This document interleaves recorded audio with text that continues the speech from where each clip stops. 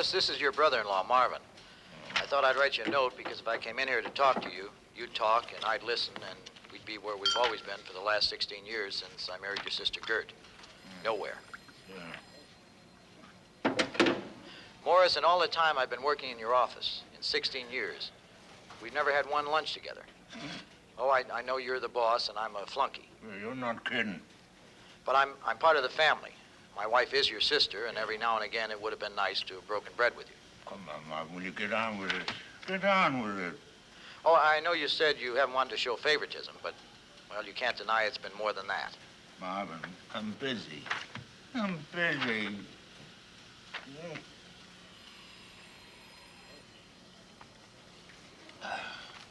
Anyway, in 2 weeks, Morris, I'll be 40. And a man of my advancing years should assume some privileges that a younger man dare not assume. Yeah. So at this moment, I'm assuming them. Morris, I think you have a lousy company.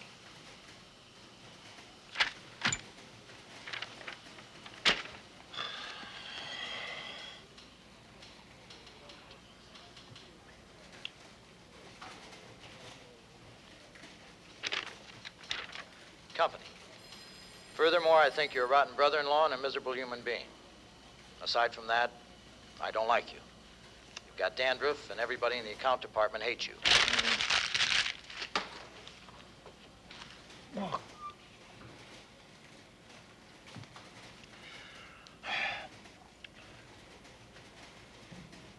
Marvin?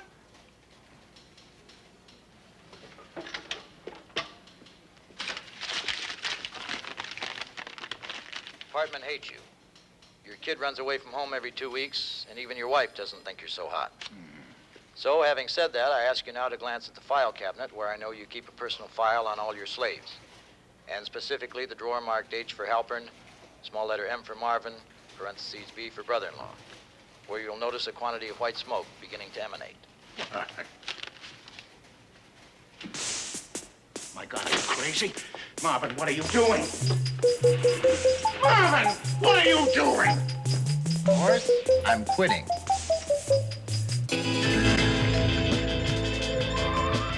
Insight.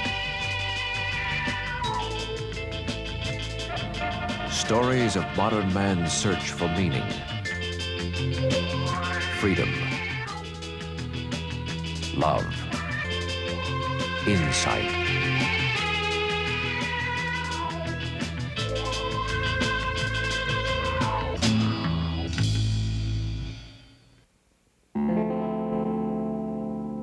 He hit you. He actually hit you in the eye. It was worth it. Two grown men fighting. One grown man fighting. Only he was fighting. That's right. You didn't fight back. It's hard to fight when you're lying in a drawer. Where were you in a drawer? Under H for Halprin. A file drawer? You were in a file drawer? What were you doing in a file drawer? It was my drawer. My file was in that drawer. My whole life for the past 16 years was in that drawer. I had a right to be in that drawer if I wanted to be in a drawer. Well, he'll never take you back, you know. Wait a minute. You don't understand. I quit. You quit? I gave him a letter of resignation and a rose. A rose? You gave Morris a rose? You never gave me a rose. I never gave you a letter of resignation. Come on, Gert, give us a kiss. I don't kiss crazy people. I don't kiss people who lie in drawers. Why did you quit? Why? Because I couldn't stand it anymore. I mean, you have no idea what it's like to see Morris skirts every day for 16 years. You ask him a question, he doesn't answer you. He blows smoke in your face, black, billowing smoke. He doesn't have fly paper in his office. A fly wouldn't last a minute in there. You put your ear to his door and you can hear him retching just before they fall to the ground, kicking. Marvin. Hey, have you ever seen the skin on his hands? It's stained permanently yellow. He doesn't have to smoke cigars. He could just wrap paper around his fingers and smoke them. Is that it? My whole life is gone up in his cigar smoke. Marvin. No. My whole life is his cigar smoke. You know, above his desk on the ceiling, there's a stain, and I'm it. I'm a human being, Gert. I'm not just a stain, not just a smudge. My life is worth more than that. I mean, if not to him, then to me. You're hysterical. Look, Gert. all right. We'll eat, we'll take a bath, we'll go to bed, and in the morning you'll get on your hands and knees and you beg him for your job back. I destroyed my files. I mean, without my files, he isn't going to know who I am. Would you hire me if you didn't know me? We won't discuss it anymore. Gert, I've got to get supper. I want you to sit down. I want to talk to you. When supper isn't ready on time, don't ask me why supper isn't ready on time. In 2 weeks, I'm going to be 40. That's news. Well, I had that dream again. Not again. Yeah, I died. Marvin. Ever since I can remember, I've had this dream that on my 40th birthday, I'm gonna die. From what? From nothing. I'm just gonna die. You can't die from nothing. Nobody dies from nothing. Then I'll die from something. Marvin. Husband. How do you feel? Now? Now. Terrific. So isn't this ridiculous?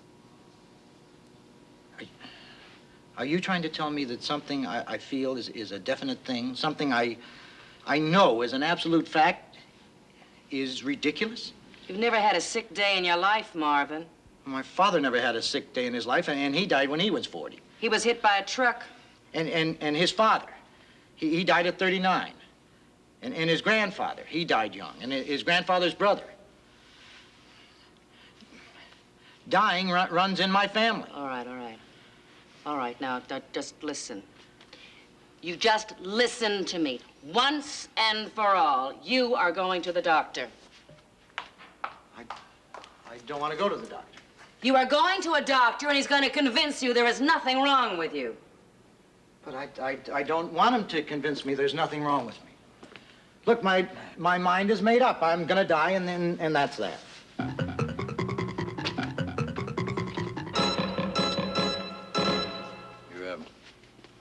Your father just walked into the room. Hi, Pop. Just a minute. I came to say goodnight. I don't want to shake your hand tonight. In fact, I don't want to shake your hand anymore. Why not? Well, I'm tired of playing Stanley and Livingston meeting for the first time in the jungle. You are not Livingston, I presume. You're my son, and my son gets kissed by his father. I'm too old for kisses. Well, I'm too old for a lot of things, but I'm not too old for kisses. Don't worry, I'll kiss you. You don't have to kiss me. Do you have to? It's a must. All right, be brave. It'll be over in a minute.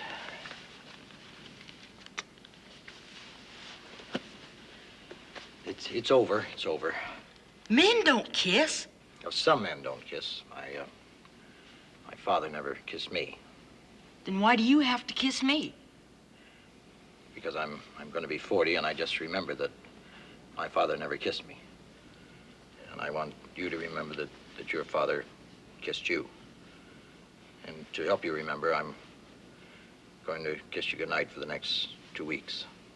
And then what? Then you'll remember that I kissed you.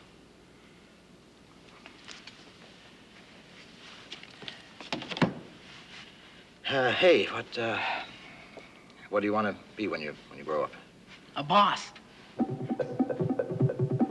Right. Hey, Dad? Bosses don't kiss.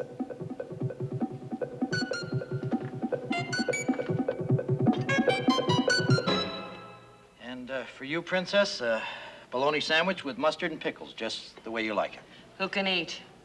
And coffee with 1 lump and milk, just the way you like it. Who can drink? And a rose. Who can smell? You said I never gave you a rose. You're going to get a rose every day for the next 2 weeks. And after that? I'll leave an order with a florist, and when I'm gone, he'll keep delivering until you tell him to stop delivering. You certainly are thoughtful. Well, it's not your fault I'm going to die. I don't want to trouble you. Marvin, why did you quit your job? We don't have enough money for you to quit your job. We have enough money for the next 2 weeks, and then the insurance money will cover it. What if you don't die when you're 40? How are we going to live another week? I'll die. What if you don't? Look, don't start with that. Now, I quit 2 weeks early so I could have a great last 2 weeks. How am I going to have a great last 2 weeks if I'm worrying about whether I'm going to die or not? Marvin. I'll die, and that's that. Marvin. Look, don't put doubts in my mind. Otherwise, when I die and I haven't had a great last 2 weeks, you'll have a guilt complex.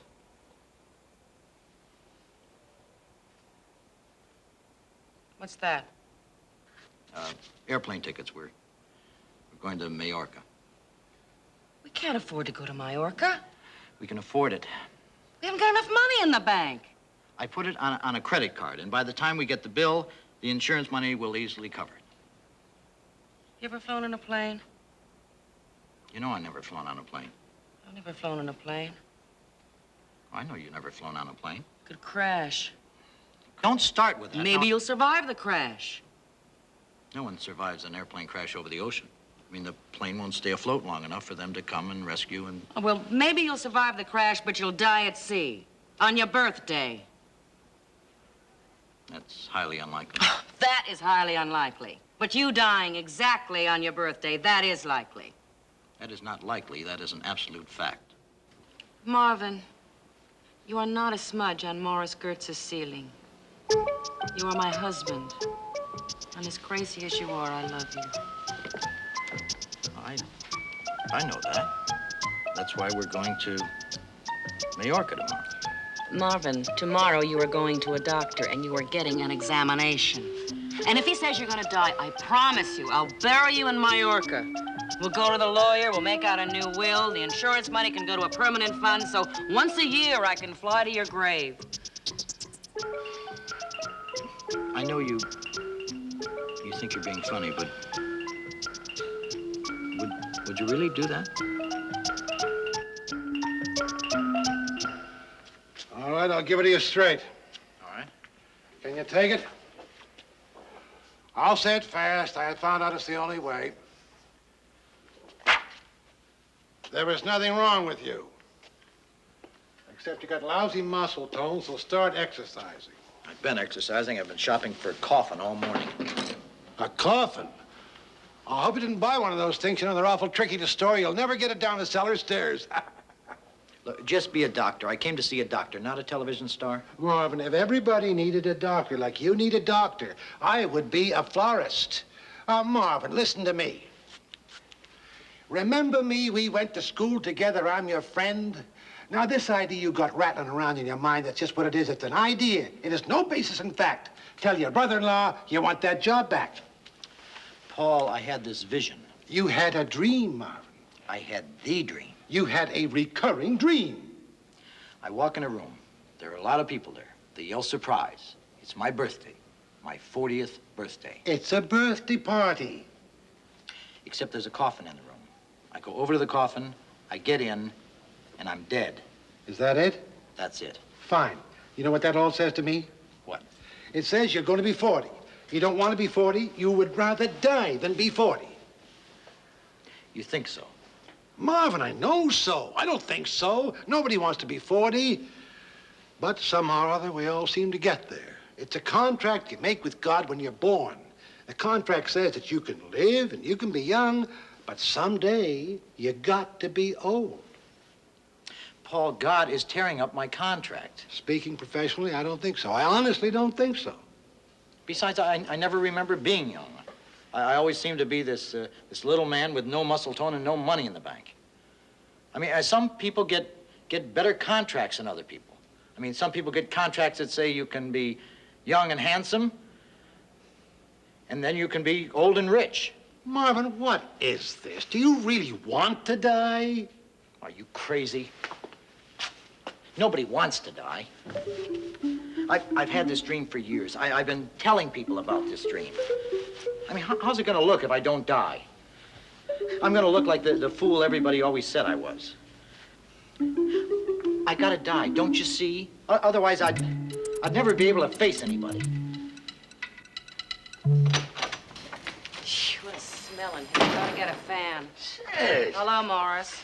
How are you? Well, sit down and take your coat off. Just sit. All right. What can I do for you? Shoot. Morris. Yeah. Morris. All right.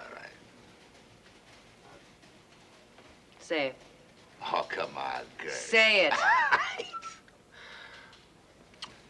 Just the two of us. Just the two of us. There. Just like when we were kids. We don't tell Mom and Daddy. Mom and Daddy are dead, Gert. Long time. Sure they're dead, but that doesn't mean I don't talk to them. Come on. I talk to them every night. You're kidding. Did I ever kid you? No, Gert, you were always straight with me. But then I was always straight with you. Remember that. You didn't get married until you were 32. Remember that? What are you bringing that up for? What's well, that you got? didn't, did you? If not for me, you wouldn't have been married then. All right. All right, some favor you did me. I can't go home at night. I don't get no love at home. So whose fault is that? Oh, no. Hey, Morris, come on. It's me, Gert. Morris, you're a brute. You go around hitting little people. You punched Marvin in the eye. He started a fire. He burned the files. He burned his own file. You got a file on your brother-in-law. Well, it's a policy. It's nothing personal. Nothing personal. What do you mean, nothing personal? He's your brother-in-law. He's my husband. Look. How personal can you get? Gert, you don't understand. I understand. I understand, all right. A lot more than you think I understand. And also, you fired him. He quit. You accepted his resignation. And he gave you a rose, too. Yeah. He's better off out. You think so, Morris? Mhm. I don't feel like starving. You can't ask me to take him back, Gert. We exchanged spit, didn't we?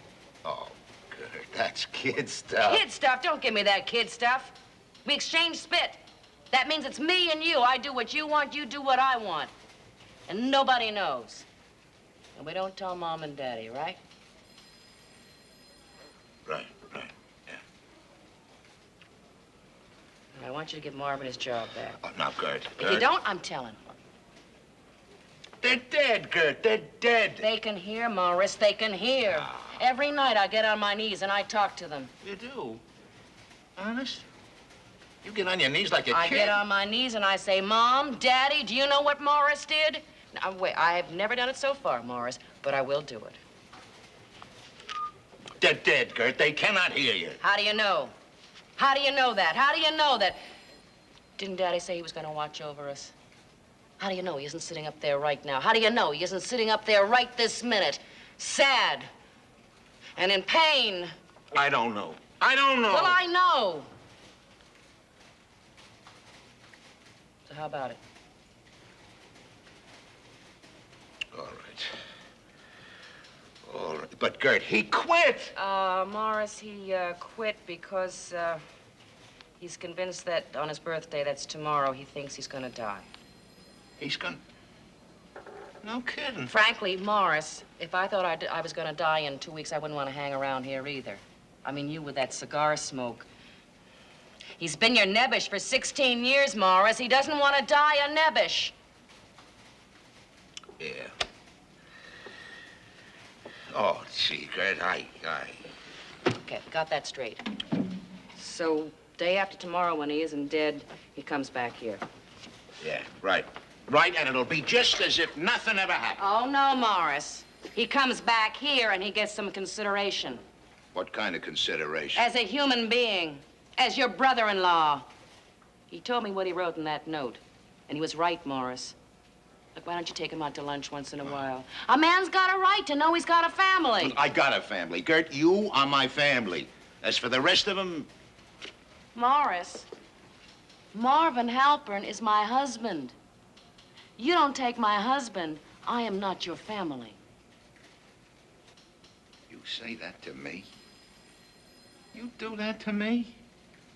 We exchanged spit, Gert. I've been exchanging spit with him for a long time now, Morris. That makes him one of the gang, right? You're a hard woman, Gertrude. Another thing, Morris. Tomorrow night, turn up at my house at 7 o'clock and bring a present. I'm giving Marvin a surprise birthday party. Oh, Gert, no, please, don't make me do that. Look, why don't you be a big man? Turn up with a nice present. I am not bringing him any present. Morris!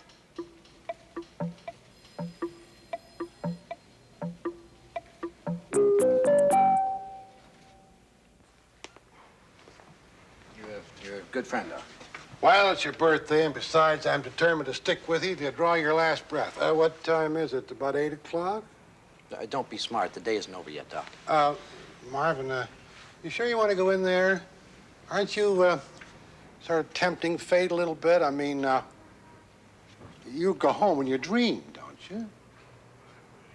You know, I thought about that. There's no way there could be a surprise party. We don't have any friends, and I don't have any relatives.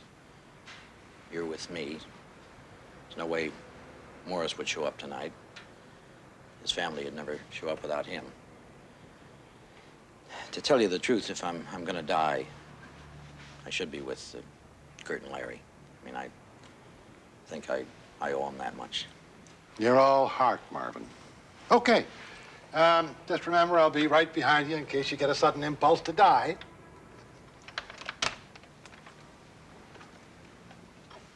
Gert?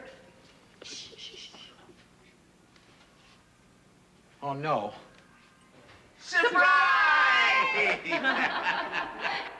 Happy birthday, dear. Happy birthday, Dad. Happy birthday, Uncle Marvin. Happy birthday, brother-in-law. Happy birthday, Marvin. Marvin, you're all right. You're a little pale, Marvin, but you're alive. You're alive. Marvin, you see all the gifts? Are you all right, Marvin? Look at all the gifts.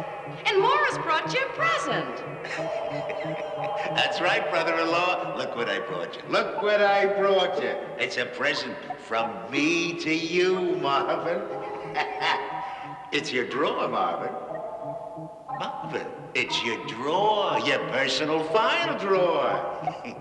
You burned your file, Marvin, and you were right. No more files, Marvin, no more files. And you know what? I want you to come back tomorrow morning, Marvin. Marvin, do you understand me? I want you back in the morning, and you can leave your file drawer right here. And one other thing, Marvin, I want to apologize. That's right. Not only for hitting you, no, but for not treating you right. I mean, after all, we're brothers-in-law, right? I tell you, you should have seen him. This guy was laying right here in this file drawer. See, like all the smoke is coming out, remember? I pull the drawer open, and then he's... Hey, Marvin, come on, get in there and show him how it was. Go ahead, Marvin. I'd like to see it. Doc, don't... Marvin, get in your Come drawer. on, Marvin. Where do you see this? Get in there. It's the Come on. funniest thing. Out of the river. Huh? Get way down in there, just like it really was. And show Hey, Marvin, it's a perfect fit. You're okay, Marvin. You're crazy, but you're okay. And listen, you had a lot of nerve writing what you did. But I gotta hand it to you, Marvin. You're okay. You see, Marvin? You're all right. You're not dead, and you aren't going to die, Marvin, so why don't you get up out of that box and eat your supper, huh?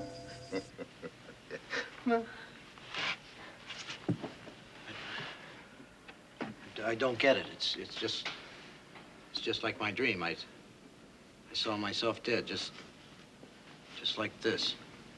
You misread your dream, Marvin. I told you that. You see, you saw your birthday party, but what you saw buried was 40 years. That's all in that contract. You can be young, but now you've got to start to be old.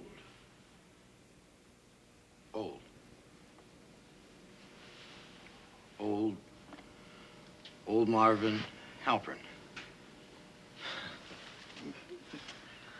I kind of like the sound of that. I mean, I can't imagine it yet. I like the sound of that. Hey, Gert, I'm gonna be old. Old and bent. And my teeth are gonna fall out. my face will shrivel up like a prune. And I'll have pains, and I'll moan just like all old people. Marvin, wait a minute. That makes you happy? Well, of course I'm happy. It's my birthday.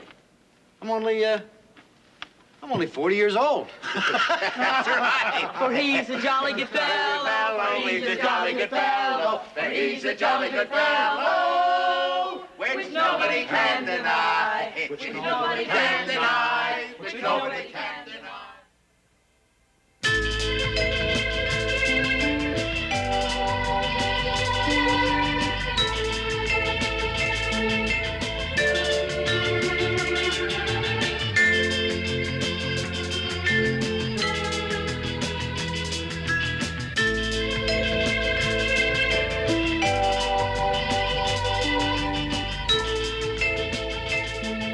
Insight is a production of the Paulist Fathers, a group of Catholic priests who seek to share the good news of God's love with all their brothers and sisters in the human family.